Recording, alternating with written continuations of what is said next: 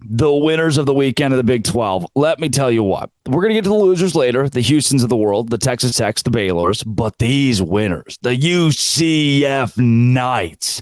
I was blown away with John Rice Plumlee. No, I know his stat line is not unbelievable, and the kid's probably hurt. And does he have a concussion? Does he have a knee injury? What's going on with JRP? I'm hoping he's okay. I'm hoping he's ready for a big showdown against Baylor here in a few weeks. I hope that he's back and ready when conference play kicks back up in a couple weeks again after this Villanova game for UCF.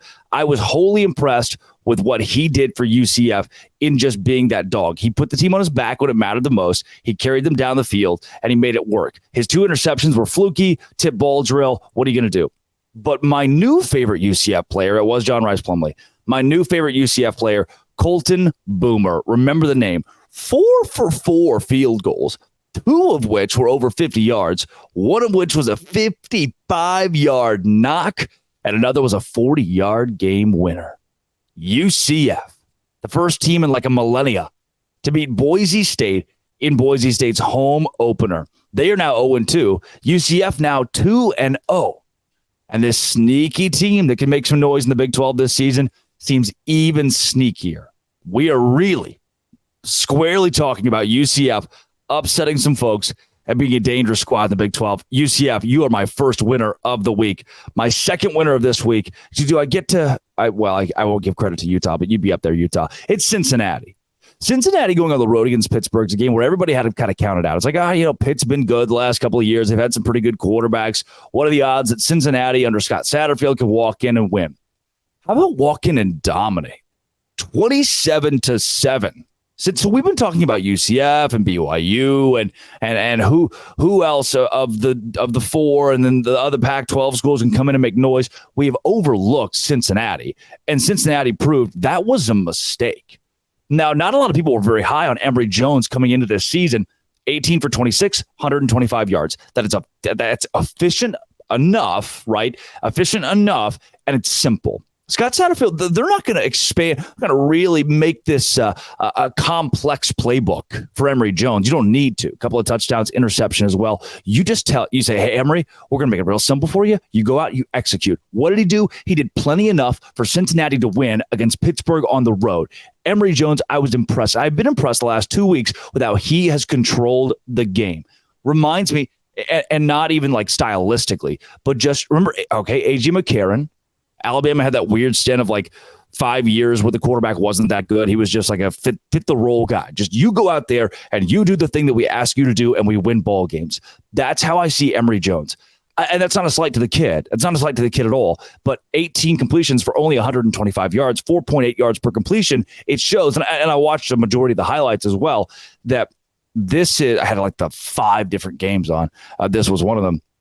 Show that they really try to simplify things for Jones, and it worked out well, and they leaned on the running game. Corey Kiner, unbelievable. 20 carries, 153 yards, and a touchdown. He was one of my players of the week this week. Big winner, Cincinnati. Also up in the winner category, Kedon Slovis. Now, BYU, we got to talk about your run game, or lack thereof. Look, when you get into the Power 5, and I think BYU understands this to an extent, but when you get to the Power 5 and you're playing cupcakes, Baylor didn't give you a good example, you've got to put it on them in every category. There can't be like Kedon Slovis comes out, throws 4 touchdowns, 1 interception. This is really good, a really good sign. 350 yards.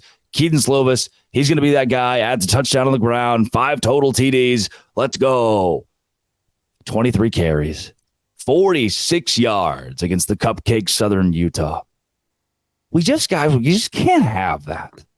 I wasn't unimpressed with BYU's offense, but it felt like different from Cincinnati, where Cincinnati's like Emory Jones is the guy that facilitates. He helps everything click. Kedon Slovis was not the facilitator. He was the tater. He was the guy that does it all. Like, if it's going to happen with BYU's offense, it's got to run through Kedon Slovis. I'm okay with that. If he can rise to the occasion, put up more than 14 points against Cupcake, which he proved this week he can do, he's a winner this week. Kedon Slovis, you're a winner. Oklahoma, you're a winner on the field. That was a weird, funky SMU game. ton of plays, like 150 plays combined, and nobody really wanted to score. SMU turned it over a couple times. Otherwise, they would have been in it. You won the game. Not a lot of moral victories to take away. It was ugly. You should have beaten SMU. You covered, but it should have been worse than the 28-11 score. Defense was good, which we've been asking Oklahoma to have a better defense. So I will give you that. The Art Briles thing, Art Briles, who I've been close to the Baylor situation, the scandal from 2016, sexual assault, the cover up. It was a cover up, and he knew a lot of things that were not reported. And frankly, I don't think he belongs on the sidelines of any college or on campus at any college. And I'll stand by that. So I get that he is Jeff Lebby's kin, right? He's family. Everybody's got a family. Liken it to this, I tweeted this out.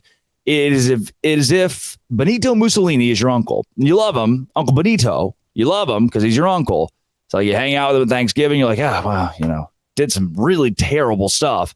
And along with that, it's like, probably wouldn't bring Uncle Benito out in public. Wouldn't bring him to the old UN meeting with me as my +1. Go to Thanksgiving with Art Briles. He's your father-in-law. Yes. Bringing him into the Oklahoma sideline with Oklahoma gear on. Jeff Lebby, that is a no. How much longer will Jeff Lebby be in Oklahoma?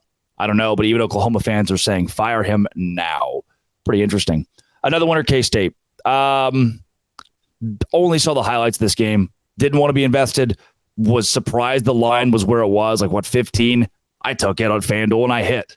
Thank you for covering. It was sloppy at first. You finally caught up at the end. That one-handed catch was nuts. K-State, you got it done. Good teams win, great teams covered. You're a good team, and you're a great team this week.